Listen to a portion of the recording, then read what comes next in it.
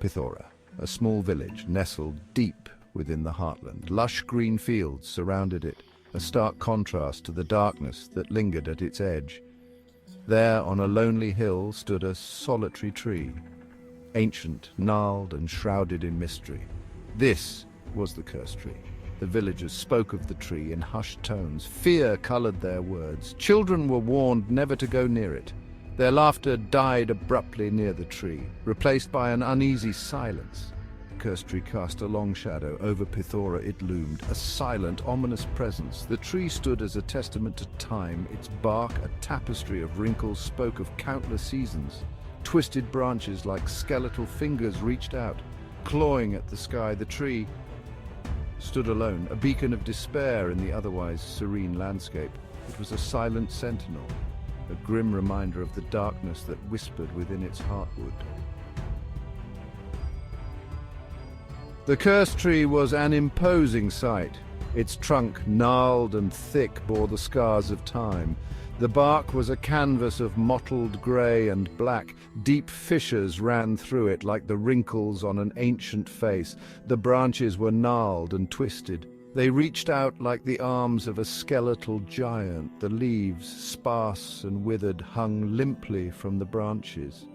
They were a sickly yellow-green, the colour of disease. A faint, sweet, cloying scent emanated from the tree. It clung to the air like a shroud. It was the scent of decay. The villagers avoided the tree. They gave it a wide berth. They spoke of it in hushed tones. They believed it to be cursed. The tree was a constant presence in their lives. It was a source of fear and dread. The children of Pithora were especially afraid of the cursed tree. They were told stories about it, stories of people who had gone into the woods and never returned, stories of people who had been driven mad by the tree's evil influence. Mina, a young girl with eyes as bright as the morning sun, was known for her adventurous spirit. One day she wandered too close to the forbidden tree, drawn by a strange curiosity she couldn't explain. She felt a cold shiver run down her spine as she approached. The air grew heavy, making it hard to breathe. The sweet, cloying scent intensified. It was nauseating, yet she was drawn closer, as if in a trance. A whisper, faint and indistinct, reached her ears. It seemed to slither out from the tree itself. She stopped, her heart pounding in her chest. The whisper grew louder, morphing into a chorus of voices. They swirled around her, whispering her name, their words filled with malice. Terrified, Mina ran. She didn't stop until she reached the safety of her home. The whispers echoed in her ears long after she left the tree behind. She knew then that the stories were true. The tree was cursed. Ram, a shepherd known for his bravery, scoffed at the stories. He dismissed them as mere superstition. One night, however, his beliefs were shattered. As he led his flock back to the village under the eerie glow of the moon, he felt a chill. The sheep began to bleat in panic. The cursed tree loomed ahead, its shadow stretching towards them like a grasping claw. The sheep refused to move, their eyes wide with terror. Ram felt a knot of fear tighten in his stomach. A whisper, cold and sharp as a razor, sliced through the night. It spoke of despair, of sorrow, of unspeakable horrors. Ram felt a presence beside him, malign and ancient. It emanated from the tree. He ran, his flock scattering in terror. The whispers chased him, their icy touch sending shivers down his spine. He didn't look back, not until he reached the village, breathless and trembling. He knew then that the whispers were real, and they were hungry. Priya, a young woman known for her pragmatism, found it hard to believe the stories. One night, however, doubt turned into terror. As darkness fell, she heard a scratching sound outside her window. It was rhythmic, insistent, chillingly close. When she peered outside, she saw the silhouette of the cursed tree against the moonlit sky. Its branches seemed to sway and writhe, though there was no wind. The scratching sound intensified. The sound seemed to be coming from the tree itself, as if something was trapped inside, desperate to get out. The scratching became more frantic, more desperate. Priya cowered in fear, convinced that something evil was trying to break free. The scratching continued throughout the night, relentless and terrifying. By morning, Priya was a wreck, her nerves frayed. The experience left an indelible mark on her soul. The tree, she realized, was more than just a tree. It was a vessel of something dark and sinister. Fear, like a contagious disease, spread through Pithora. The villagers, once skeptical, were now united in their terror. The stories of Meena, Ram and Priya spread like wildfire, fueling the flames of fear. The whispers in the wind were no longer just whispers, they were screams. The once familiar tree now seemed menacing, a constant reminder of the darkness that lurked at the edge of their lives. The villagers avoided the paths leading to the hill. Their daily routines were disrupted, their lives consumed by fear. The children of Pithora no longer played in the fields. Their laughter, once the soundtrack of the village, was silenced, replaced by an uneasy quiet. The elders, their faces etched with worry, gathered in the village square. They knew they had to act. The tree's grip on their lives was tightening. The village elders, their faces etched with worry and determination, decided to investigate. They had dismissed the stories as mere superstition for too long.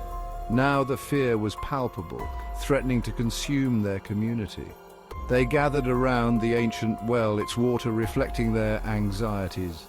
Each elder shared their concerns, the stories, the fear, the growing sense of dread. A consensus was reached. They had to uncover the truth behind the cursed tree. A small group, led by the village headman, decided to seek answers from the village elder. Old man Rishi, a man who had seen countless seasons pass, was their only hope. He lived a solitary life at the edge of the village. His memory, sharp as ever, held the key to the village's past, and hopefully the solution to their present fears. Section 8. The Legend of the Cursed Man. Old man Rishi listened intently as the elders recounted the recent events. His eyes, cloudy with age, held a glint of understanding. When they finished, he sighed, a deep, weary sound, and began his tale. He spoke of a time long ago when a stranger had come to Pithora. The stranger, a man of immense power and cruelty, had terrorized the village. He had stolen their harvest, burned their homes, and murdered their loved ones. He had been cursed by the village elders for his evil deeds. The stranger, in his final moments, had cursed the village. He vowed that his spirit would forever haunt them. He had died beneath the very tree that now stood as a beacon of fear. The cursed tree. His spirit, bound to the tree, thirsted for revenge. Section 9. The Tree's Grip. Old man Rishi's tale sent a chill down the spines of the elders. The story, passed down through generations, had been dismissed as mere folklore. Now they realized the terrifying truth. The curse was real. The tree, they now understood, was more than just a tree. It was a vessel, a conduit for the stranger's rage and hatred. The whispers, the shadows, the fear, it all stemmed from the cursed spirit trapped within the tree. The tree's grip on Pithora was real. Its roots had burrowed deep into the fabric of their lives. It fed on their fear, their despair, their helplessness. It held them captive in a web of terror. Section 10. A village held hostage. The village of Pithora was at a crossroads. The truth of the cursed tree had been revealed, but knowledge brought little comfort. They were trapped in a nightmare of their own making. Their once peaceful existence shattered.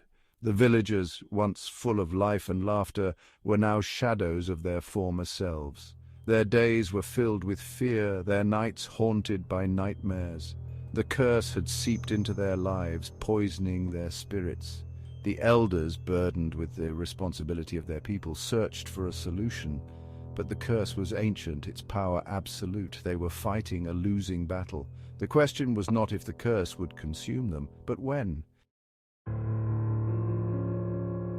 Section 11. The secrets remain. The cursed tree still stands on the hill, a silent sentinel overlooking the village of Pithora. Its branches, like skeletal fingers, reach out, grasping at the sky. It is a constant reminder of the darkness that resides within its heartwood. The villagers have learned to live with the curse. They avoid the tree. They speak its name in hushed tones. Their lives forever altered by the events that unfolded. But the fear remains. The true nature of the curse, the secrets of its power, remain hidden. The whispers persist, carried on the wind, a chilling reminder that some mysteries are not meant to be solved. Pithora remains trapped, bound to the cursed tree and the malevolent spirit it harbors. The villagers are left to wonder. When will the curse claim its next victim?